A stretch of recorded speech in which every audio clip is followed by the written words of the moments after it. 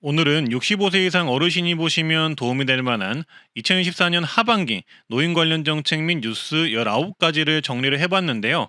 일단 최근에 발표한 어르신분들에게 도움이 될 만한 정책 3가지를 말씀드리고 7월달 노인 관련 뉴스 16가지 말씀드려서 총 19가지 노인 관련 뉴스 말씀드리겠습니다. 정책이나 혜택 중에는 모든 노인이 대상인 경우도 있고 일부 어르신만 대상인 경우가 있으니 신청 자격, 신청 기준은 꼭 한번 확인을 해주시고요. 좋아요, 구독, 주변에 공유 한 번만 해주시고 바로 보러 가시죠. 먼저 하반기에는 100만 원 한도 내에서 어르신 안전 인테리어를 할 수 있는 재가노인주택 안전환경 조성 2차 시범 사업이 시작이 됩니다. 일부 어르신분들이 혜택을 받으실 수가 있고요. 현재 시공업체를 모집하는 기간이라서 현재 신청 기간은 아니지만 하반기 시행 예정 정책이며 1인당 생애 100만 원 한도 내에서 노인 관련 집 인테리어를 신청할 수 있습니다. 낙상 예방을 위한 문턱 제거, 미끄럼 방지 타일, 안전의자 조명 등을 신청할 수가 있고 화재 감지기, 자동가스 차단기, 문 손잡이, 높낮이 조절 세면대, 문 교체 등 인테리어를 신청할 수 있는 정책입니다. 신청 자격은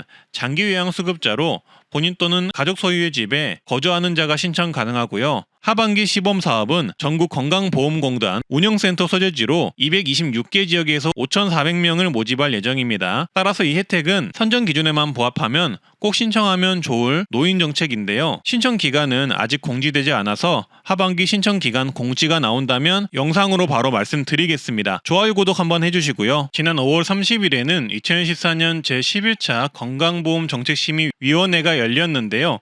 여기서 고혈압 당뇨 환자 지원금에 관한 아주 중요한 정책 관련 내용이 나와서 말씀드리려고 합니다. 지난 트렌드 라디오 채널에서는 올해 고혈압 당뇨 지원금 시범 사업 확대에 대한 내용을 말씀드렸는데요. 그때 가장 문의를 하셨던 게 시범 지역이 어디인지, 나는 받을 수 있는지 질문을 많이 하셨습니다. 하지만 8월부터는 그런 질문을 하실 필요가 없는데요. 바로 이 고혈압 당뇨 지원금 시범 사업이 이제 전국적으로 확대가 되기 때문입니다. 트렌드 라디오에서 유튜브 최초로 전달드린 내용이고요. 보건복지부 11차 건강보험정책심의위원회 회의 자료에 관련 내용이 나와 있는데요. 관련 내용을 한번 읽어보겠습니다. 이 자료를 보시면 두 가지 측면에서 고혈압 당뇨 환자분들에게 도움이 될 만한 내용이 있습니다. 먼저 고혈압 당뇨병 환자의 병원비 부담률이 줄어듭니다. 정부는 만성질환자의 통합관리료 수가를 신설하고 8월부터 건강보험에 적용할 예정인데요. 고혈압 당뇨병 환자가 동네 의원에서 통합관리 서비스를 신청하면 의원은 검사 등을 통해 환자 맞춤형 관리 계획을 세우고 교육과 주기적인 환자 관리 서비스를 1년 주기로 제공한다고 하고요. 따라서 정부는 고혈압 당뇨병 통합관리 서비스에 참여하는 환자의 진료비 부담이 늘어날 것을 예상해 본인 부담률을 20%로 적용한다고 합니다.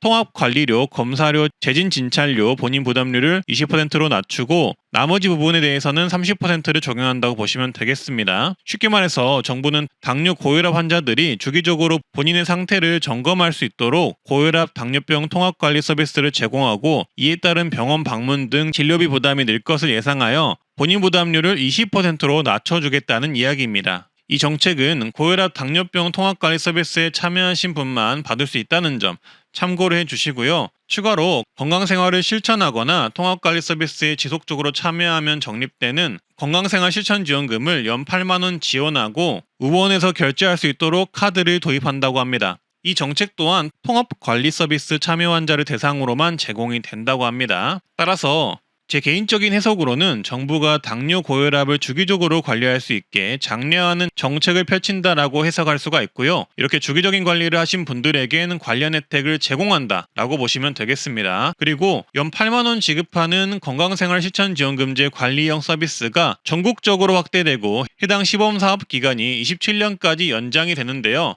한마디로 이 혜택을 알고 계시고 신청을 하시면 아시는 분들은 연 최대 8만 원씩 지원금을 27년까지 받을 수 있다고 보시면 되겠습니다. 보건복지부는 이 건강생활실천지원금 관리형 사업 참여율을 높이기 위해서 참여 지역을 8월부터 전국적으로 확대한다고 하는데요. 원래는 시범 지역만 참여 가능했던 이 건강생활실천지원금 관리형 사업이 이제 8월부터 전국적으로 신청 가능하게 바뀐다는 소리고요. 건강생활실천지원금 관리형 사업은 고혈압, 당뇨병을 가진 분들이 1차 의료 만성질환관리 사업 등록을 하고 건강생활실천지원금 신청을 하면 걷기, 건강생활실천 정도에 따라 최대 연 8만 원이 지급이 되는 제도입니다. 하지만 시범 지역만 가능했던 점, 포인트를 인터넷 쇼핑몰에서만 사용할 수 있었던 점이 문제로 지적이 됐었는데 있었는데요. 앞으로는 전국적으로 신청이 가능해지며 카드를 지급하여서 병원에서도 편리하게 해당 포인트를 결제할 수 있도록 변경을 한다고 합니다. 또한 기존에는 병원에서 1차 의료 만성질환관리 등록을 하고 건강보험공단에서 건강생활 실천지원금제를 추가로 등록해야 하는 불편함이 있었는데 앞으로는 병원에서 한꺼번에 편리하게 신청할 수 있게 변경이 된다고 합니다. 따라서 이번 8월에 나오는 정책들의 혜택을 받으려면 이렇게 신청하셔야 하는데요. 1차 의료 만성질환관리 시범사업을 참여하는 전국 동네 의원에 가셔서 1차 의료 만성질환관리 시범사업, 그리고 고혈압 당뇨병 통합관리 서비스, 그리고 건강생활 실천지원금 제도, 이 세 가지를 병원에서 신청을 해야 해당 서비스들을 모두 받으실 수 있을 듯 합니다. 일단 이 내용은 보건복지에 문의를 해봤는데 현재까지는 관련 지침이 나오지 않아서 현재 기준으로는 이 세 가지를 병원에 가셔서 신청을 하라는 답변을 받았고요. 그리고 주의하실 점은 1차 의료 만성질환관리 참여병원의 경우 상당히 많이 있기는 합니다만 모든 병원이 참여하는 게 아니기에 우리 동네에 참여병원이 있는지는 건강보험공단에서 검색해보고 가시는 게 좋습니다. 그래서 아직까지는 이런 상황이고요. 8월 달에 전국적으로 사업이 확대되는 만큼 해당 정책이 모든 의원으로 확대되는지 여부와 신청 관련해서 변경사항이 있는지 여부는 관련 지침이 나오면 다시 한번 말씀드리도록 하겠습니다. 따라서 8월부터 이 건강생활 실천지원금제 8만원 정책은 전국적으로 확대가 된다는 점 기억을 해주시고 고혈압 당뇨 통합관리 서비스가 신설된다는 소식도 기억해 주시면 되겠습니다. 정부 보건복지부가 드디어 칼을 빼들었습니다. 매일 병원을 다니며 건강보험제도를 과다 이용하는 사람들에게 특단의 조치를 내린 것인데요.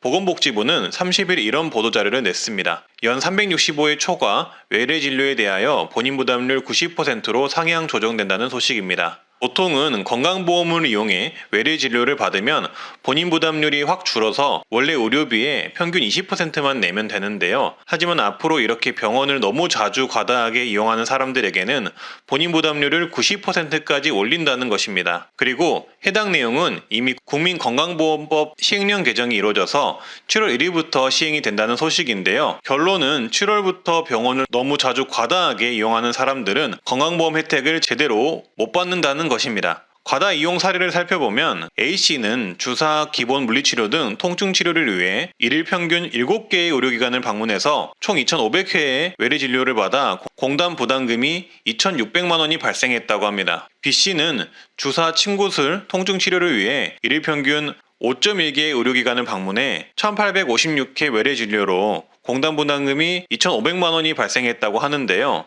이에 정부는 이런 의료보험 과다 이용 사례를 방지하기 위해서 본인 부담 차등화 제도를 도입해 외래 진료를 연 365회 초과한 환자는 초과한 이후에 외래 진료에 대하여 해당 연도의 연말까지 본인 부담률 90%를 적용받게 한다고 합니다. 다만 불필요한 의료 남용이 아닌 의학적 필요성이 있는 경우는 예외를 인정해준다고 하고요. 아동 임산부, 산정특례자, 산정특례 중증 장애인은 본인 부담 차등화 적용이 예외가 됩니다. 한마디로 경증으로 병원을 과다하게 이용하면 365회 이상 병원을 간 경우는 본인 부담률이 확 오른다는 소식입니다. 어떻게 하면 병원을 1년에 2,500번이나 갈 수 있는지 의문이긴 합니다. 어르신분들의 생각은 어떠신지 의견을 한번 남겨보시면 좋을 듯 하고요. 추가로 7월달 만 65세 이상 바뀌는 노인정책 혜택 16가지 내용이 있는데요. 라디오처럼 한번 들어보시고 좋은 정보 받아보시길 바라겠습니다. 7월 1일부터 과천시가 65세 이상에게 연간 최대 120만 원 한도 내에서 버스 교통비를 지원해주기로 하면서 7월에도 여전히 다양한 노인 정책들과 어르신 관련 뉴스들이 많은 상황인데요. 트렌드 라디오 채널은 항상 그렇듯 모든 내용을 종합 정리해서 어르신분들에게 이번 7월에도 노인 관련 뉴스를 전달해 드리고자 합니다. 대부분 7월달 새로운 내용이거나 어르신들께 도움되는 내용들만 모아서 전달을 해 드릴 거고요. 영상 순서는 이렇습니다. 모든 노인분들이 신청 가능하고 혜택 받을 수 있는 여름철 정부 에너지 지원 정책 말씀드릴 거고요. 그리고 7월부터 이곳은 근로자 65세 정년 기준이 완전 폐지가 된다고 합니다. 관련 뉴스 말씀드리겠습니다. 그리고 65세 노인 연령 기준을 70세로 상향한다는 언론 소식이 있는데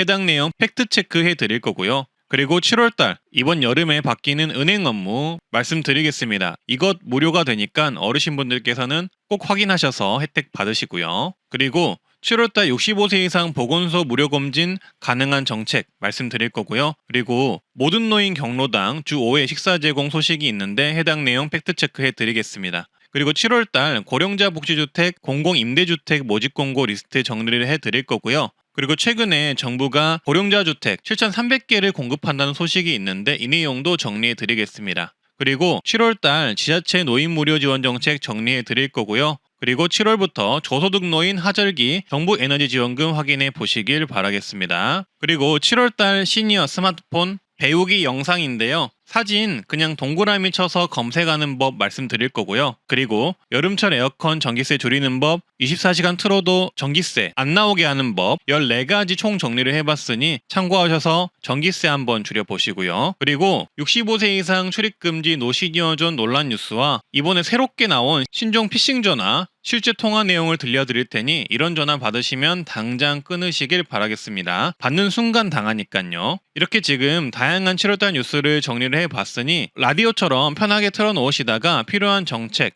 혜택 있으시면 적어두시길 바라겠고요. 영상 보시기 편하게 주제별로 영상 구분도 해놓도록 하겠습니다. 궁금하신 점은 댓글, 질문 달아주시고요. 구독, 좋아요만 눌러주시고 영상 바로 보러 가시죠. 먼저 모든 노인이 신청 가능하고 혜택을 받을 수 있는 여름철 정부 에너지 지원 정책입니다. 전 국민이 가입 가능한 한전 에너지 캐시백 정책을 통해 전기세 환급을 받으시길 바랍니다. 이거 가정용 전기 쓰시는 분이면 대부분 다 되는데 모르시는 분들이 많더라고요. 저도 이거 써서 매월 할인 몇천 원씩 캐시백 받았고 작년 7월 8월에는 총 13,000원 캐시백, 1년으로는 대략 6만원 정도 캐시백 받았거든요. 그냥 가입해 두시고 전기 평소보다 아끼면 바로 캐시백 되는 정부 기관의 정책이기 때문에 그냥 무조건 가입하는 걸 추천드립니다. 한전 에너지 캐시백 정책은 직전 2년간 동일 기간 평균 사용량보다 올해 전기 사용량이 적으면 캐시백을 해주고요. 캐시백 지급 기준은 이렇게 있는데 그냥 읽어보시고 전기 덜 쓰시면 알아서 캐시백 해준다고 생각하시면 편합니다. 캐시백 지급 방법은 전기요금 청구 시에 전기요금을 캐시백 금액만큼 차감해주는 방식입니다. 방문 신청은 신분증 지참 후 전국 한전사업소 방문 신청 가능하니까 어르신분들은 이 방법 이용해 보시는 것을 추천드리고요. 온라인 신청은 한전 에너지 캐시백 검색하셔서 홈페이지 들어가셔서 가입하시면 됩니다. 너무 쉽죠? 그러니까 이거는 무조건 가입하시는 것을 강력 추천합니다. 가입해 두시면 100원, 1000원, 만원이라도 그냥 알아서 깎아주니까요. 이거 일단 적어두시고요. 다음은 최근 근로자 65세 정년 기준을 완전히 폐지한 곳이 있어서 화제인데요. 관련 뉴스입니다. 한전은 이번 주말에 정기 근로자 연령 제한을 전면 폐지하겠다라고 발표했습니다. 초고령 사회의 새로운 일자리 기준을 선도하겠다며 송배전 근로자 11종의 기능 자격 연령 제한을 폐지한 것인데요. 앞으로 체력과 건강 중심의 기준을 강화하고 고령화 사회를 국가 차원에서 적극적으로 준비하는 전환점이 되길 바란다며 해당 보도자료를 냈습니다. 한마디로 건강하다면 정년과 상관없이 계속 일할 수 있다는 것이죠. 다만 건강 기준이 제시되는 만큼 몸 관리는 이제는 필수일 듯 합니다. 한전의 이러한 발표는 사실상 다른 회사들로도 여파가 클 것이라고 보고요. 앞으로 정년 연장이나 폐지와 관련해서 기준점이 될 수가 있는데요. 해당 내용을 더 살펴보면 한전은 송배전 근로자의 기능 자격 연령 제한을 전면 폐지한다고 발표했습니다. 11종의 기능 자격의 연령 제한이 전면 폐지되고 이번 결정으로 전 분야 전기공사 근로자의 기능 자격 연령 제한이 완전히 사라지게 됩니다. 원래는 65세면 자격이 만료가 되었는데 이제는 완전 폐지를 시킨 거죠. 기존에는 아무리 건강해도 65세가 되면 자격이 만료가 돼서 작업 참여를 못했는데 이제는 가능해진 것이죠. 따라서 연령보다는 이제는 건강이 훨씬 더 중요해지는데요. 건강검진 결과 또는 국민체력 인증서 1에서 2등급을 필수 제출을 하도록 해서 작업에 필요한 체력을 근로자가 스스로 유지하도록 할 것이라고 합니다. 또한 혈압, 당뇨, 알러지 등의 건강 정보를 코드화할 것이라고 하는데요. 이제 앞으로 연령보다 내 건강과 체력이 중요한 시대가 열리고 있음을 알 수 있는 대목입니다. 비록 한전이 정년 폐지 시대에 포문을 열었지만 앞으로 많은 회사나 관공서에도 확대가 되지 않을까 싶고요. 건강관리는 필수 조건이 될 것이라고 하니 건강관리에 각별히 유의하시길 바라겠습니다. 다음은 65세 노인연령 기준 폐지가 되고 70세로 상향한다는 소식이 있어서 세부 조사를 해봤고요. 앞으로 서울시도 노인연령 기준을 만 65세 이상에서 만 70세 이상으로 올린다라는 언론 기사를 봐서 해당 내용에 대한 조사를 좀 더 세밀하게 해봤는데요. 서울시가 노인 연령 기준을 상향을 한다면 65세 이상이 받을 수 있는 복지 혜택들에도 영향이 있을 수 있기에 주의 깊게 보셔야 할 듯하고요. 서울시, 즉 수도의 이러한 변화는 전국적으로도 영향이 클 수 있기에 어르신분들이라면 해당 내용 꼭 한번 보시면 좋을 듯합니다. 따라서 정확한 팩트체크를 위해 서울시 보도자료를 입수를 해서 말씀을 드릴 텐데요. 서울시는 인구정책 기본계획을 6월 17일에 발표를 했습니다. 여기서 중요한 핵심 과제로 인구 고령화 분야를 선정을 했는데요. 한마디로 노인 관련 정책에 많은 변화를 줄 것이라는 것이죠. 이러한 인구 정책이 나오게 된 배경은 앞으로 대한민국이 조만간 초고령화 사회에 접어들기 때문인데요. 서울시는 2016년부터 서울시 인구의 약 20.9%가 65세 이상으로 구성이 될 것이라고 예측을 하고 있습니다. 즉, 초고령화 사회로 접어드는 것이죠. 따라서 이러한 서울시 인구 정책 중에서 어르신분들께서 도움이 될 만한 내용만 요약해서 말씀을 드릴 텐데요. 현재 어르신 관련 서울시 인구정책 기본계획 내용은 약 3가지로 정리해 볼 수 있습니다. 정년제도 개선 및 일자리 분야 변화, 노인 주거 복지 확대, 노후생활 및 복지 서비스 연령 기준 개선, 이렇게 큰 틀에서 3가지 분야가 있고요. 일단 먼저 정년제도 개선 및 일자리 분야 변화를 말씀드리겠습니다. 서울시는 정년제도 개선 및 계속 고용 지원을 위한 계획 등을 세울 예정인데요. 서울시는 2031년부터 사회복지 서비스업 분야 인력이 전국 기준 약 58만 4천 명이 부족할 것이라는 분석에 따라 사회복지시설 종사자의 계속 고용 보장 방안을 연구할 계획이라고 합니다. 한마디로 사회복지 서비스업 분야에 대해서 인력 부족이 발생할 것 같으니 정년 연장 등 방안을 마련해 보겠다는 것이죠. 현재 사회복지시설 종사자의 인건비 보조금 지급 연령 상한 기준은 종사자는 60세, 시설장은 65세로 규정하고 있는 상황입니다. 만약 이 부분을 개선을 한다면 사회복지 서비스업 분야에서 정년 연장 그리고 일자리 증가를 기대해 볼 수 있겠죠. 따라서 은퇴 후 일자리를 구하시는 중장년층, 시니어분들의 경우 앞으로 사회복지 서비스업 분야 일자리가 조금 더 늘어날 수가 있고 정년 연장도 기대해 볼 수 있다는 점 참고하셔서 해당 분야 직업을 준비해 보시는 것도 좋겠습니다. 그리고 다음 핵심 과제로 노인주거시설 및 복지시설이 확대가 될 전망입니다. 일단 서울시는 초고령화로 인한 노인주거와 요양시설을 최대한 확보한다는 계획인데요. 따라서 현재까지 비선호시설로 인식되고 있는 요양시설은 복합시설로 조성을 한다고 하고요. 어린이집처럼 필수시설로 인식할 수 있도록 변경할 계획이라고 합니다. 한마디로 현재 동네마다 있는 어린이집처럼 앞으로는 동네마다 노인 요양시설이 있는 게 자연스러워질 듯 합니다. 그리고 현재 서울은 인구 감소로 폐교가 되는 학교가 8개이고 앞으로 더욱 증가될 예정이라고 하는데요. 따라서 앞으로는 이런 폐교 부지를 인구 변화 대응 공간으로 활용할 듯 하고요. 일부는 시니어를 위한 공간으로도 활용되지 않을까 싶습니다. 그리고 제가 앞서 노인 주거시설이 확대될 전망이라고 말씀드렸잖아요. 그래서 이 노인 주거시설 같은 경우는 어떻게 확대할 계획인지 개인적으로 조금 더 조사를 해봤는데요. 일단 전국적으로는 고령자 주택이 약 6,300가구가 앞으로 공급이 될 예정이라고 하고요. 추가로 보건복지부 등에서도 준비하고 있는 노인 고령자 주택들도 더 있을 것이라고 합니다. 그리고 서울시의 경우 어르신 안심주택을 준비 중이라고 하는데요. 내년까지 3,000호 이상 사업 승인이 될 예정이라고 하고요. 이 어르신 안심주택은 역세권 350m 이내, 보건기관이나 2차, 3차 종합병원 350m 이내 임대주택을 확보해서 제공할 예정이라고 하고요. 방안에는 응급구조 요청 버튼, 문턱 없는 인테리어 등 노인 친화주택으로 바꿔 제공할 계획이라고 합니다.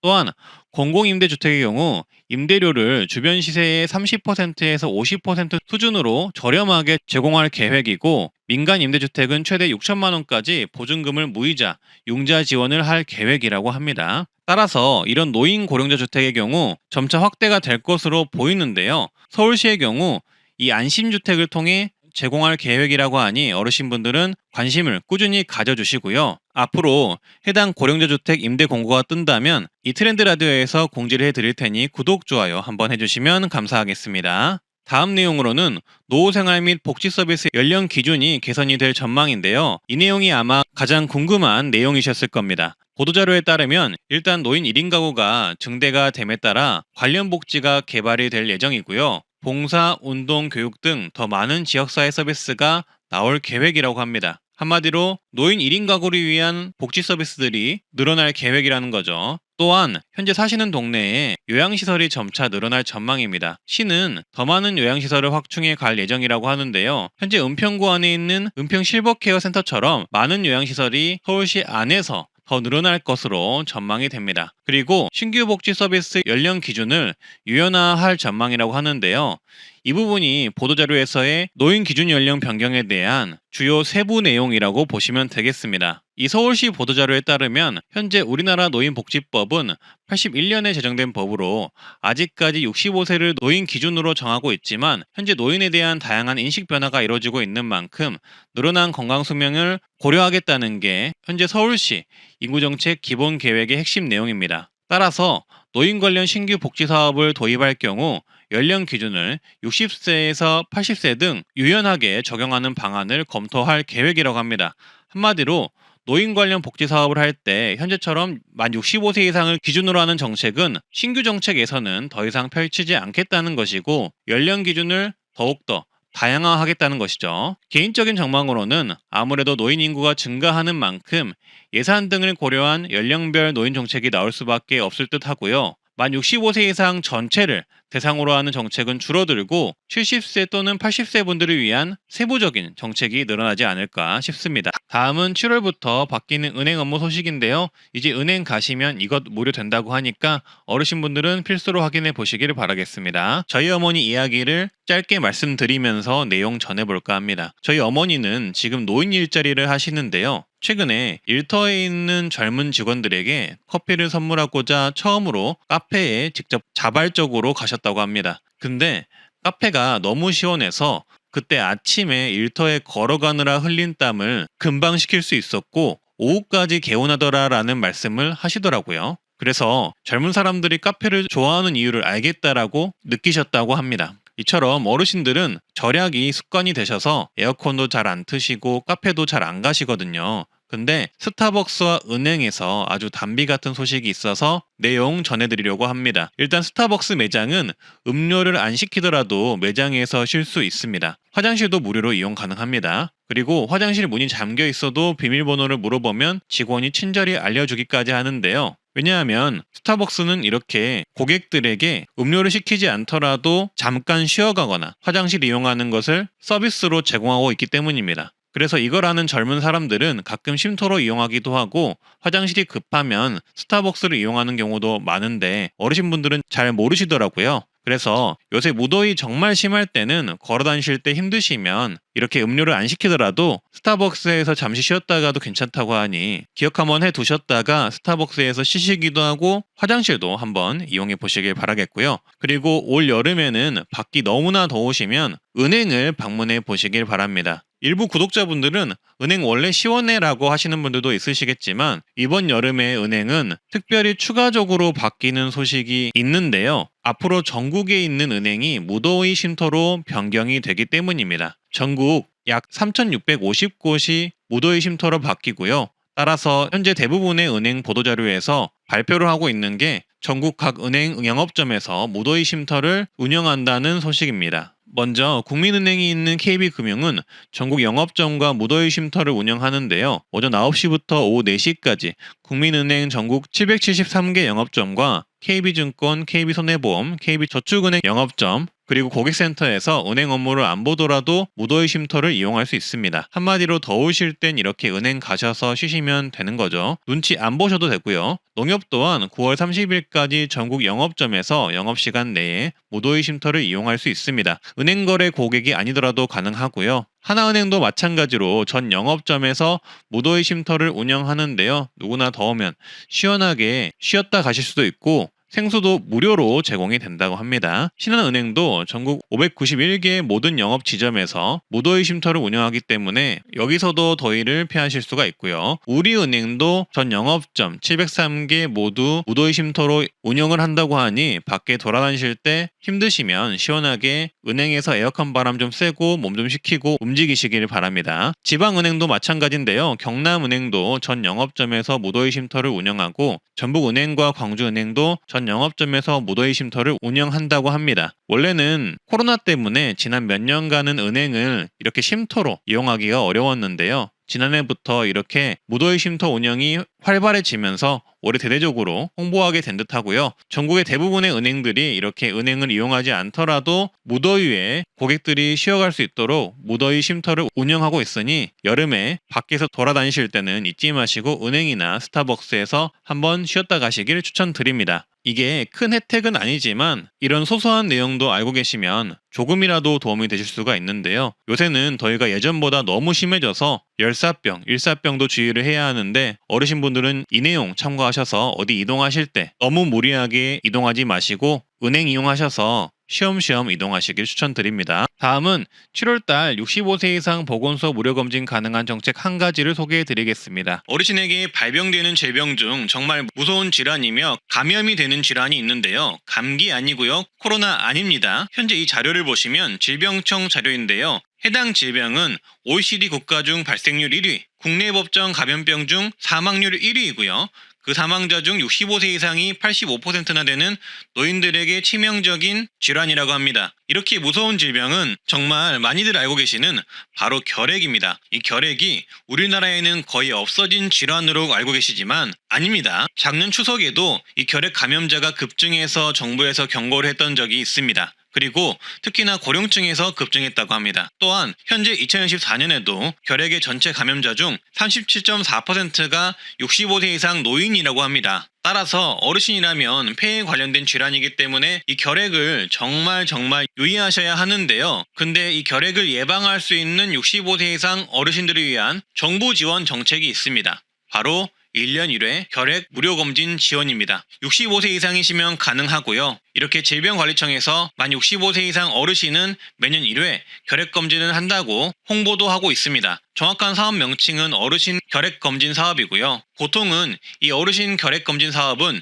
65세 이상의 의료급여 수급 및 고동불편 등 몸이 불편하신 어르신들만 해당된다고 알고 계시는데요. 아닙니다. 질병관리청에 따르면 의료급여 수급자가 아니더라도 만 65세 이상의 어르신의 경우 매년 1회 이상 결핵검진을 받도록 권고하고 있다고 하고요. 가까운 보건소를 방문하거나 이동검진을 통해 무료로 결핵검진을 받을 수 있다고 나와 있습니다. 따라서 연 1회 보건소에서 이 결핵검진을 65세 이상이면 무료로 받을 수 있다는 것이죠. 그래서 네이버에 결핵검진 관련 기사를 찾아보면 각 지자체에서 결핵 무료검진을 홍보하고 있는 걸 알 수가 있고요. 그리고 아까 보여드렸던 질병관리청 포스터에서도 만 65세 이상 어르신은 매년 1회 결핵검진을 거주지관을 보건소에서 무료로 받으실 수 있다고 나와 있으니 결핵검진을 원하시는 분들은 신분증 지참하시고 보건소에 방문하셔서 결핵검진 매년 1회 무료로 받으시길 바라겠습니다. 다음은 모든 노인 경로당 주 5회 식사 제공 소식 팩트체크 해드릴 거고요. 노인 월 20회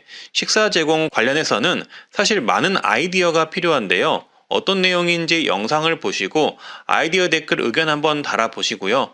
토론은 좋지만 남을 비난하는 건 삼가해 주셨으면 합니다. 이제부터 65세 이상 노인에게 월 20회 무료 식사를 해준다라는 이야기가 돌고 있는데요. 이 내용 정확히 알고 계셔야 합니다. 제가 팩트체크를 해드리자면 정확히 말하자면 경로당에서 주 5일 식사 제공을 할 수 있도록 정부가 지원한다는 소식이 정확한 팩트입니다. 5월에 나온 소식인데요. 따라서 어디서든 어르신에게 주 5일 식사 제공을 해준다는 것은 절대 사실이 아니며 경로당에서 식사 제공을 할 수 있도록 정부에서 지원을 한다는 것이 정확한 소식입니다. 5월 1일부터 경로당 이용하시는 분들은 주 5일 식사 제공을 하실 수 있도록 보건복지부에서 추진을 한다고 보도자료가 나왔는데요. 이 내용은 영상을 꼼꼼히 봐주시면 좋겠습니다. 일단 내용을 요약하면 5월 1일부터 기존에 식사를 제공 중인 경로당은 주 평균 3.4일 식사 제공을 하고 있는데 앞으로는 주 5일 식사를 하실 수 있도록 양곡비, 부식비, 급식 지원, 인력 지원을 실시를 한다고 합니다.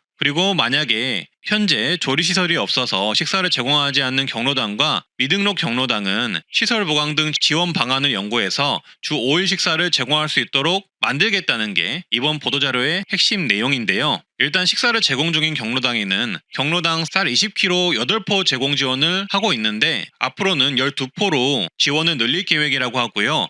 밑반찬 구입 등 부식비는 지자체에서 추가로 지원을 한다고 합니다. 그리고 경로당이 노인 일자리 참여자 2.6만 명을 추가로 투입하여서 노인 일자리 제공도 하고 경로당의 식사 제공도 할 수 있도록 할 계획이라고 하네요. 그리고 식사 미제공 경로당과 미등록 경로당은 리모델링 등 필요 현황을 파악해서 지원 방안을 연내에 마련할 계획이라고 합니다. 따라서 앞으로는 이렇게 경로당에서 식사를 해결할 수 있는 일수가 조금 더 늘어날 계획이니 경로당 이용하실 때 참고를 하시면 좋겠습니다. 다음은 7월달 고령자 복지주택, 공공임대주택 모집 공고 리스트 정리해 드릴 테니 저렴한 월세 임대주택 필요하신 분들은 꼭 참고를 해 보시길 바라겠습니다. 65세 이상이시면 이러한 정부 임대주택 신청하시면 선정에 조금 더 유리하니까 필요하신 분들은 꼭 신청을 하시고요. 현재 대전광역시 영구 임대주택 예비 입주자 모집 중입니다. 그리고 서울 5류 행복주택도 예비 입주자 모집 공고 중입니다. 행복주택은 65세 이상 분들이면 신청해 보실 수 있으시니까 꼭 신청을 하시고요.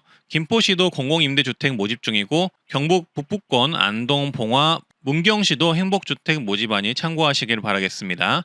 울산광역시는 국민임대주택 모집을 하고 있고요. 정읍시는 행복주택 모집을 하고 있습니다. 이번 7월달 고령자 복지주택은 강원도 영월 평창에서 모집을 하고 있는데요. 고령자 복지주택은 사회복지시설과 함께 무장애 설계를 적용한 65세 이상 분들을 위한 특화된 정부 지원 주택이라고 보시면 되겠습니다. 임대료도 월 4만원대네요. 최근에 관리비 문제가 거론되기도 했었는데요. 이거는 일시적인 문제라고 보시면 되겠습니다. 정부에서 해결을 할 거고요. 신청 문의는 한국토지주택공사로 하시면 되고 신청 접수 장소는 화면을 참고하시면 되겠습니다. 그리고 포항에서는 행복주택을 모집한다는 공고가 있고요. 수원 지역도 10년 공공임대주택 예비 입주자 공고가 나온 상황입니다. 7월 달에 이렇게 공공임대주택, 고령자 복지주택이 나온 상황이니까 필요하신 분들은 꼭 신청을 해보시고요. 해당 내용은 LH 청약센터에서 확인 가능하니 참고하시길 바라겠습니다. 다음은 앞으로 정부가 고령자 주택 7,300개를 공급한다는 소식인데요. 최근 정부는 특화형 매입 임대주택 3,000호를 공모한다고 하는데요. 그중에 어르신과 관련된 주택이 다수 포함될 것이라고 합니다. 한마디로 정부가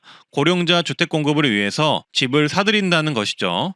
일단 민간 자유 제한형으로 1,300호 정도 주택을 공모 매입할 예정인데요. 여기에 고령자를 위한 주택도 매입을 할 예정입니다. 예시로는 고령자 케어 안심주택이 있습니다. 요거는 제가 검색을 해보니까 기존 주택을 매입하여 어르신들이 살기 편하게 구조를 변경한 주택을 제공하고요. 문턱을 없애고 미끄럼 방지 바닥, 높이 조절 세면대 등을 설치해서 어르신들이 안전하고 편리하게 이용할 수 있는 주택을 제공한다고 합니다. 그리고 어르신들끼리 모여서 활동하는 커뮤니티 공간도 따로 제공을 하고요. 여기에서 어르신 관련 프로그램도 진행을 해준다고 합니다. 그리고 특정 테마형으로는 대략 1,300호 정도가 어르신 또는 장애인들을 위한 주택이 공모가 될 것이라고 하는데요. 고령자 특화주택 같은 경우에는 1,000호가 모집이 되는데 노인 지원 서비스, 그러니까 재가 서비스 같은 경우도 제공이 되고 어르신들을 위한 난간 설치나 엘리베이터 등이 따로 설치가 될 예정이라고 합니다. 또 여기에 추가로 LH도 주거 돌봄을 위한 고령자 주택 6,330가구를 공급하기 위해서 준비 중이라고 하는데요. 최근에 정부가 고령자들을 위한 주택 공급을 확대하겠다고 발표한 적이 있는데 해당 정책이 현재 이런 식으로 추진이 되고 있다고 생각을 하시면 되겠습니다. 따라서 앞으로는 이렇게 어르신분들에게 다양한 노인 특화 주택을 더 많이 제공이 될 것으로 보이는데요. 어르신분들은 이번 기회를 통해서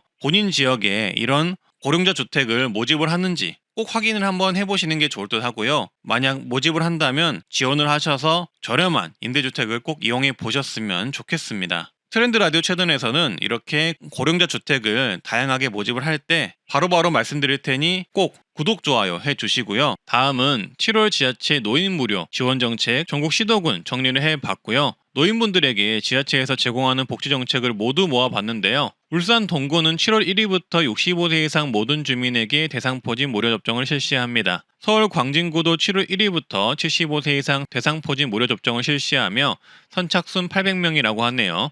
광진구 보건소에 문의를 해보시고요. 함양군 또한 65세 이상 어르신에게 대상포진 무료 접종 혜택을 제공하고 있습니다. 군산시는 65세 이상 기초수급자 등 취약계층에게 대상포진 무료 예방접종을 해주니 군산시 보건소에 문의를 해보시고요. 연천구는 7월 1일부터 65세 이상 어르신 버스비를 분기별 최대 5만원씩 지원을 해줍니다. 제주시는 7월 1일부터 동지역 어르신도 65세 이상이면 버스 무료 이용이 가능하다고 하고요. 과천시는 7월 1일부터 65세 이상 어르신 청소년 관내버스 무료 승차 지원을 하며 분기별 30만원, 연최대 120만원 한도로 버스비를 지원합니다. 다음은 7월달 쿠팡 어르신 인기 제품 소개를 해드릴 텐데요. 현재 뉴케어 구수한 맛이 판매가 1위네요. 이거 어르신 간식으로 정말 인기 많더라고요. 근데 저는 어머님이 당뇨라서 당뇨 있으신 분들은 현재 판매 순위 3위인 뉴케어 당플랜을 추천드리는데요. 당뇨 환자분들도 드시기 좋게 당 조절이 되어 있고 영양식이라서 저희 어머님도 되게 좋아하시더라고요. 그리고 판매 2위는 코끼리 지팡이라고 하는 가벼운 지팡이라고 합니다. 참고하시고요. 아래 링크를 통해 확인해 보시길 바라겠습니다. 다음은 7월부터 저소득 노인 하절기 정부 에너지 지원금 정책이 있는데 확인해 보시고요. 긴급 속보입니다. 여당과 정부는 오늘 16일 고위당정 협의회를 진행했는데요. 이 당정 협의회에서 민생 지원을 위한 다양한 논의가 이루어졌습니다. 일단 에너지 취약계층을 위해 약 130만 가구에 대해 금년 하절기 에너지 바우처를 작년보다 1만원 인상된 5만 3천 원을 지원하기로 했습니다. 이 하절기 에너지 바우처는 7월 1일부터 9월 말까지 사용이 가능한데요. 이번 논의로 좀 더 인상된 에너지 바우처 지원 금액을 받을 수 있다는 점 기억을 해주시고요. 이 에너지 바우처는 주민센터에서 편하게 신청이 가능한 만큼 꼭 신청을 하시길 바라겠습니다. 지원 대상과 지원 금액을 꼼꼼히 보시고 대상이 맞는다면 신청을 해보시는 걸 추천드리는데요. 이 에너지 바우처에 대한 자세한 내용은 조금 이따 말씀을 드리고요. 그리고 약 360만 가구에게는 작년에 인상된 전기요금을 1년 유예하는 정책도 추진한다고 하는데요. 이 내용은 세부사항이 나오면 향후 더 자세히 설명드리겠습니다. 일단 먼저 세대평균 36만 7천 원을 받을 수 있는 2024년 에너지 바우처의 경우 5월 29일부터 주민센터 신청이 가능합니다. 올해 지원 단가가 인상이 되었다고 하고요. 지원 내용은 취약계층에게 냉난방 등에 필요한 에너지인 전기료, 도시가스료, 지역 난방비 지원을 해주거나 등유, 연탄, LPG를 구입할 수 있는 바우처를 지원하는 것인데요. 지원 대상은 이렇습니다. 두 가지 기준에 충족을 하셔야 하는데요. 소득의 경우 생계, 의료, 주거, 교육급여, 수급자이셔야 하고요. 수급자 또는 세대원 중 65세 이상 노인이 있거나 영유아가 있거나 장애인, 임산부, 중증 난치질환자, 한부모 가족 등이 있다면 신청 가능합니다. 그러니까 가족 중에 이 요건에 해당하시는 분들이 있어야 된다는 거죠. 주목하셔야 할 점은 65세 이상 노인이 있고 소득 기준에 충족하다면 이 에너지 바우처 받을 수 있으니 어르신분들은 더 귀를 쫑긋하고 들으셔야겠죠. 지원 단가는 세대 평균 36만 7천 원이고요. 1인 세대의 경우는 하절기 4만 700원, 동절기 25만 4,500원을 지원해서 총 29만 5,200원을 지원하고요. 2인 세대는 하절기 5만 8,800원, 동절기 34만 8,700원을 지원해 총 40만 7,500원을 지원합니다. 4인 세대는 하절기 약 10만원, 동절기 약 59만원 해서 총 약 70만원을 지원합니다. 그리고 하절기나 동절기나 이렇게 지원금이 책정이 되어 있긴 하지만 동절기 바우처 일부는 하절기 바우처로 당겨 쓸 수 있기 때문에 유연하게 사용하실 수 있습니다. 지원 방법은 실물카드와 요금 차감 방식 중 하나를 선택해서 지원을 받을 수 있고요. 실물카드는 국민행복카드로 원하는 에너지를 구입하는 데 쓸 수 있고 요금 차감은 요금고지서상에서 바우처 금액을 자동으로 차감할 수 있도록 해주는 방식입니다. 신청은 5월 29일부터 12월 말까지 신청을 하시면 됩니다. 사용 기간도 확인을 해보시고요. 따라서 요건이 맞으신다면 5월 29일 또는 6월부터 주민센터 가셔서 2024년 에너지 바우처 제도 꼭 신청하시길 바라겠습니다. 다음은 시니어 스마트폰 교실 사진 동그라미 쳐서 검색하는 방법 알려드리겠습니다. 앞으로 꽃 이름, 나무 이름 아니면 제품 또는 브랜드가 궁금하실 때 이렇게 해보세요. 바로 스마트폰에 뜨는 아래 동그라미 홈 화면을 길게 누르면 바로 무엇인지 3초 만에 검색할 수 있습니다. 삼성폰이면 거의 다 되세요. 먼저 이미지 사진 검색 3초 만에 하는 방법인데요. 우리가 이렇게 제품 사진을 찍으면 이게 어떤 브랜드, 어떤 제품인지 궁금할 때 있잖아요. 또는 꽃 이름과 나무 이름이 궁금할 때가 있는데 그럴 땐 가운데 동그라미 홈 버튼을 길게 누르시면 바로 검색이 됩니다. 이때 최신 폰이면 이렇게 동그라미 홈 버튼 길게 누르시고 손가락으로 원하는 이미지를 동그라미 치면 바로 검색이 되고요. 최신 폰이 아니라면 똑같이 동그라미 홈 버튼 길게 누르면 검색 화면이라는 메뉴가 뜨는데 그걸 누르고 검색을 원하는 사진의 이미지 크기를 이런 식으로 조절을 하면 구글이 자동으로 똑같은 제품 사진을 검색해서 알려줍니다. 대박이죠? 이게 너무 쉽고 편리합니다. 저도 이거 자주 이용하거든요. 꽃으로 한번 해볼까요? 가운데 아래 동그라미 홈 버튼을 길게 누르고 최신 폰은 손가락으로 동그라미 치거나 최신 폰이 아니면 검색 화면이라는 메뉴를 누르면 바로 이미지 검색을 해줍니다. 그래서 똑같이 생긴 꽃들의 이미지를 검색을 해주고요. 이렇게 꽃 이름을 알 수 있게 됩니다. 너무 쉽죠?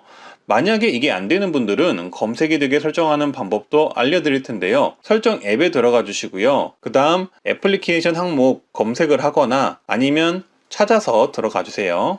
그리고 맨 위 기본 앱 선택 메뉴 들어가 주시고요. 그리고 디지털 어시스턴트 앱 메뉴 들어가 주세요. 그러면 화면 이미지 분석이라는 게 보이는데 그걸 눌러서 이렇게 파랗게 만들어 주세요. 그리고 나서 가운데 아래 홈화면 동그라미 길게 눌러주면 아까 말씀드렸다시피 이렇게 이미지 검색이 가능합니다. 참 쉽죠? 다들 한번 해보시고요. 다음은 여름철 에어컨 전기세 줄이는 법, 24시간 틀어도 전기세 안 나오게 하는 법 14가지 총 정리를 해봤으니 참고하셔서 전기세 줄여보시길 바라겠습니다. 올여름은 비도 안 오고 날씨가 정말 더운데요. 너무 더워서 대부분 에어컨을 켜고 지내실 텐데 아시다시피 에어컨 오래 틀면 전기세 걱정이 크잖아요. 그래서 오늘은 2014년 에어컨 전기세 아끼는 법 14가지를 정리해봤습니다. 전기세 아끼는 다양한 방법, 전기세 지원 정부 정책까지 모조리 같이 말씀드리겠습니다.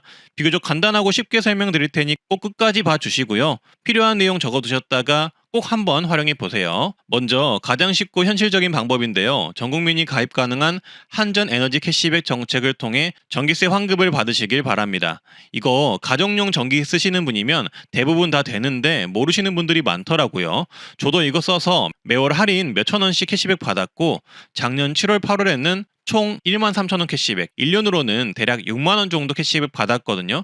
그냥 가입해 두시고 전기 평소보다 아끼면 바로 캐시백 되는 정부 기관의 정책이기 때문에 그냥 무조건 가입하는 걸 추천드립니다. 한전 에너지 캐시백 정책은 직전 2년간 동일 기간 평균 사용량보다 올해 전기 사용량이 적으면 캐시백을 해주고요. 캐시백 지급 기준은 이렇게 있는데 그냥 읽어보시고 전기 덜 쓰시면 알아서 캐시백 해준다고 생각하시면 편합니다. 캐시백 지급 방법은 전기요금 청구 시에 전기요금을 캐시백 금액만큼 차감해주는 방식입니다. 신청은 방문 신청은 신분증 지참 후 전국 한전사업소 방문 신청 가능하니까 어르신분들은 이 방법 이용해보시는 것을 추천드리고요. 온라인 신청은 한전 에너지 캐시백 검색하셔서 홈페이지 들어가셔서 가입하시면 됩니다. 너무 쉽죠? 그러니까 이거는 무조건 가입하시는 것을 강력 추천합니다. 가입해 두시면 100원, 1000원, 만원이라도 그냥 알아서 깎아주니까요. 이거 일단 적어두시고요. 두 번째 방법은 커튼이나 블라인드를 활용해라입니다. 에어컨은 빠르게 실내 온도를 낮추는 것도 중요하지만 낮춘 실내 공기를 유지하는 것도 중요한데요. 커튼이나 블라인드를 치면 일사량을 줄여줘 실내 공기가 다시 뜨거워지는 것을 막아준다고 합니다. 외출할 때도 문을 잘 닫고 커튼을 쳐서 햇빛을 차단해 주어 뜨거운 공기를 차단하는 것을 추천한다고 합니다. 세 번째는 필터 청소를 월 1회에서 2회 해주자입니다. 한국에너지공단에 따르면 에어컨 필터를 청소하지 않을 경우 냉방 성능을 떨어뜨려 전력 소모가 3에서 5% 정도 증가하고 청소를 안 할 경우와 비교하면 월 1에서 2회 청소하는 경우가 월간 10.7kW 차이가 난다고 합니다. 따라서 종종 에어컨 필터 청소도 청결 및 전기료 절감 측면에서 해주면 도움이 될 듯 하고요. 그리고 지금부터는 비교적 최신에 알려진 삼성전자에서 알려주는 에어컨 전기세 아끼는 방법들을 모아서 알려드릴 텐데요. 삼성전자 연구원들과 개발자들은 그간 지속적으로 에어컨 전기세 아끼는 법을 연구해 논문으로 발표해 왔는데 실제 제품을 개발하는 개발자들이 연구개발 과정에서 나온 데이터로 작성한 만큼 신뢰도가 상당히 높다고 보시면 되겠습니다. 일단 간단한 방법으로 삼성전자의 임성진 프로는 에어컨을 켤 때는 사용하지 않는 공간의 문을 닫고 필요한 공간만 냉방하는 방법이 에너지 소비를 줄일 수 있는 방법으로 추천을 한다고 합니다. 거실만 에어컨을 켠다면 나머지 방들의 방문은 꼭 닫아주어야겠죠. 엄마한테 등짝 맞기 전에요. 그리고 잠시 외출 시에는 에어컨을 끄지 말라고 합니다. 삼성전자 개발자들은 에어컨을 껐다가 다시 켰을 때와 에어컨을 끄지 않고 계속 작동시켰을 때 얼마나 절감되는지 알아보기 위해 실험을 해봤다고 하는데요. 그 결과 90분 이하로 짧은 외출을 할 경우 계속 켜두는 게 효율적이고 90분 이상으로 집을 비울 경우 에어컨을 끈 후 재가동이 효율적이라는 결과를 얻었다고 합니다. 그 이유를 삼성전자 이상우 프로는 이렇게 말했다고 하는데요. 최근 에어컨 제품들은 설정 온도에 도달하면 에어컨 작동을 자동으로 최소화하는 인버터 방식으로 출시가 되는데 에어컨을 짧은 시간 껐다가 켜게 되면 높아진 실내 온도를 다시 낮추기 위해 더 많은 에너지를 소모하기 때문이라고 설명했습니다. 따라서 인버터 방식 에어컨이면 짧은 외출 시 에어컨을 켜고 나가는 게 전기세 측면에서는 효율적이라고 보시면 되겠고요. 그리고 우리 집 에어컨이 인버터 에어컨 방식인지 구분하는 방법은 이렇습니다. 2011년 전 제품은 보통 정속형 에어컨이고 그 이후 제품은 보통 인버터 에어컨이라고 하는데요. 빠르게 정확히 구분하는 방법은 본체에 붙어있는 스티커에 전격 능력이 전격, 중간, 최소로 구분되어 있으면 인버터이고 구분이 안 되어 있으면 그냥 정속형 에어컨이라고 하니 참고하셔서 이용하시면 되겠습니다. 추가로 인버터 에어컨이 좋다고 해서 무조건 지금 당장 정속형 에어컨을 인버터 에어컨으로 바꾸는 것은 추천드리지 않는데요. 집마다 에어컨 사용량은 다르지만 바꾸는데 비용이 훨씬 더 들 수 있기 때문입니다. 에어컨의 노후 정도, 전기세 사용량을 고려해서 교체를 고민해 보시기 바라겠습니다. 7번째, 이 내용은 에어컨을 효율적으로 쓰는 꿀팁인데요.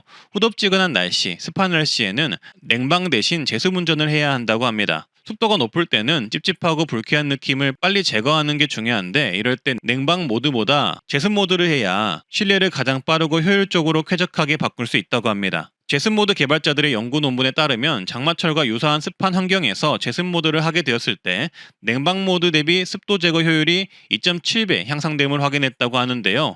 이 말은 제습 모드가 훨씬 더 빨리 실내를 쾌적하게 해줄 수 있다는 말이므로 앞으로 습할 때는 제습 모드 기억을 해주시고요.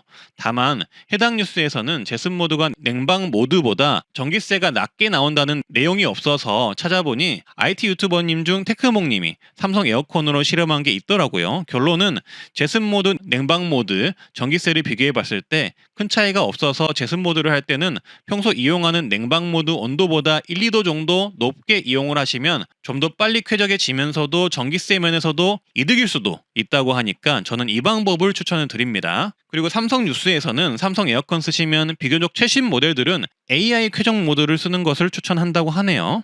8번째, 삼성전자 뉴스룸에서는 에어컨 사용 시 주의사항도 알려줬는데요. 기름기 많은 요리를 할 때는 환기하는 것을 권한다고 합니다. 삼성전자 조영규 프로는 생선이나 기름이 많은 요리를 할 때는 유증기가 발생하는데 이때 에어컨이나 공기청정기를 가동하면 유증기를 제거할 수는 있지만 에어컨 열 교환기나 필터에 흡착될 경우 필터 막힘에 따른 성능 저하 및 불쾌한 냄새를 발생할 수 있기 때문에 창문을 열어 환기하는 것을 권한다고 합니다. 그리고 또 다른 삼성전자 뉴스에 따르면 에어 서큘레이터나 선풍기를 에어컨과 함께 사용한다면 에어컨 실외기 가동 시간을 줄일 수 있다고 하는데요. 시원해지는 게 목표이니까 빠르게 시원해지면 온도를 더 낮출 필요가 없겠죠. 따라서 쿠팡 선풍기, 서큘레이터 랭킹 1위부터 5위까지 한번 확인해 보셔서 가성비 좋은 제품으로 이용해 보시는 것도 추천드립니다. 그리고 LG전자 뉴스룸에서는 에어컨을 껐다 켰다를 반복하는 것 대신 한 번 켜고 적정 온도 유지하기를 권장했는데요. 한마디로 에어컨을 껐다 켰다 하지 말고 적정 온도 26도 정도를 유지하라는 내용입니다. 이렇게 에어컨을 껐다 켰다를 반복하면 에어컨 작동시킬 때 소모되는 전력이 커서 오히려 전기세가 더 많이 나갈 수 있다고 합니다.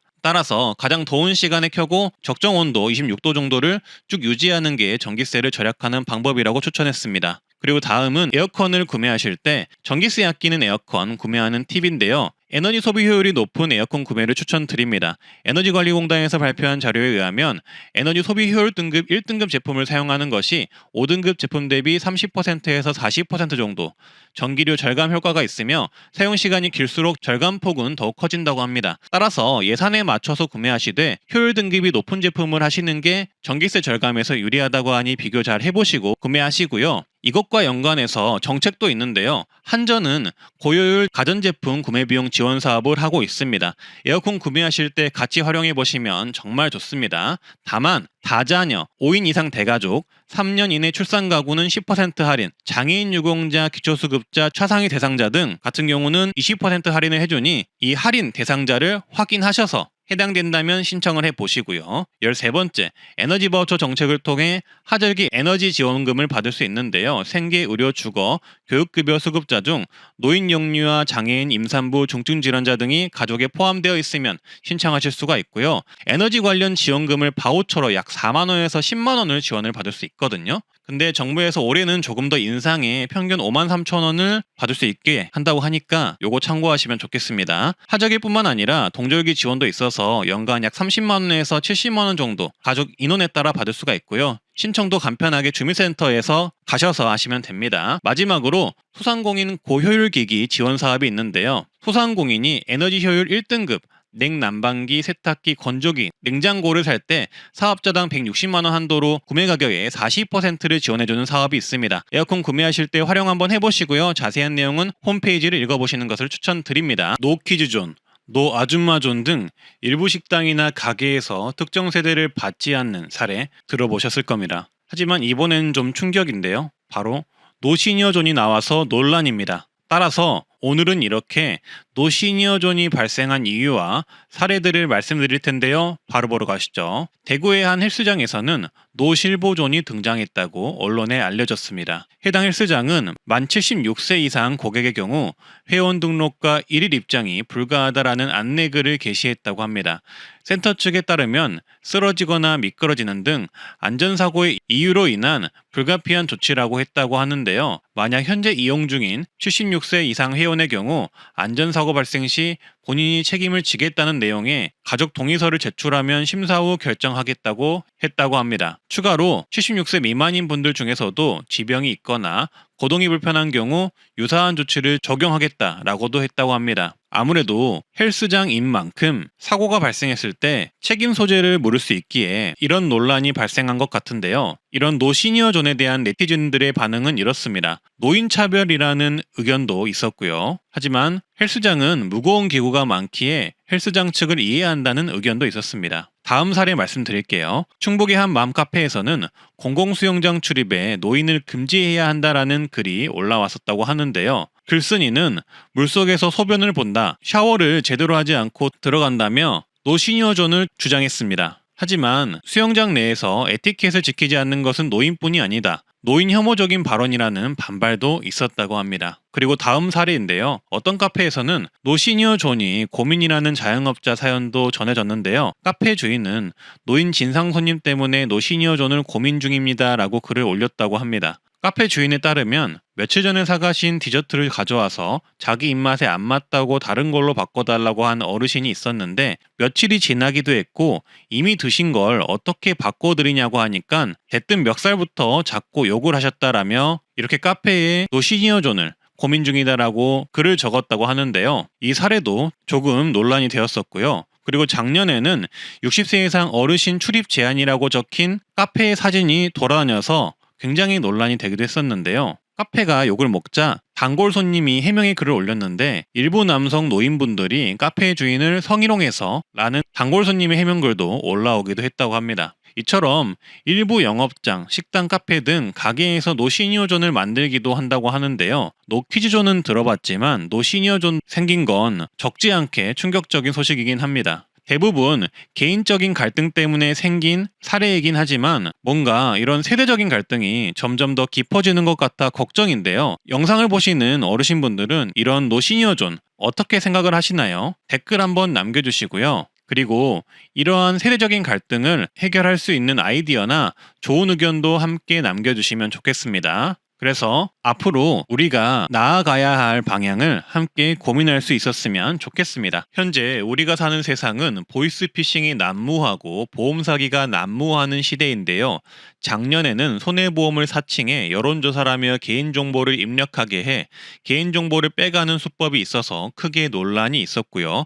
요새는 고객에게 보험료를 저렴하게 줄여준다며 말도 안 되는 거짓말을 쳐서 보험 약속을 잡으려는 사람들이 늘어나고 있는데요. 만약 오늘부터 한국보험조정센터라는 곳에서 기존의 보험료를 싸게 만들어준다라는 전화를 받으신다면 지금 당장 전화를 끊어버리셔야 합니다. 보험 약속 피싱을 당할 수가 있는데요. 어르신분들은 무조건 조심하셔야 합니다. 거두절미하고 일단 실제 통화 내용부터 들어보시죠. 한국보험조정센터요?